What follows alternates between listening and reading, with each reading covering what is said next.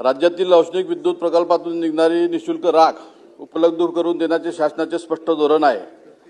अमरावती जिल्ह्यातील माझ्या तिवसा मतदारसंघातील रतन इंडिया विद्युत प्रकल्पाद्वारे शासकीय धोरणाला हरताळपासून व्यवस्थापनाकडून शुल्काच्या नावाखाली प्रति वाहनामागे 1350 रुपये अवैधरित्या वसूल केले जातात।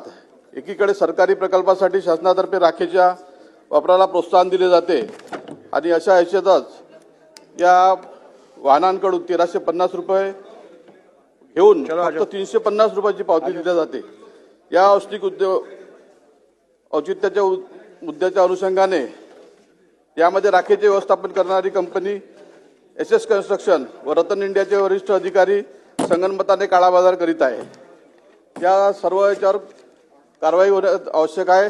त्याचप्रमाणे विद्युत प्रकल्पातून निघणारी राख दरवर्षी शेतकऱ्याचं आजूबाजूच्या शेतकऱ्यांचे नुकसान होते। कृषी विभागाद्वारे नुकसानीचे मूल्यांकन करून सुद्धा अद्यापही त्यांची नुकसानीची भरपाई शेतकऱ्यांना देण्यात येत नाही।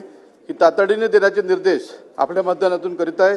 या प्रकल्पाकरता ज्या भूमिपुत्रांची जमीन गेली त्या सर्व भूमिपुत्रांना त्यामध्ये नोकरी मिळाली पाहिजे असे आदेश आपल्या माध्यमातून शासनाला विनंती आहे।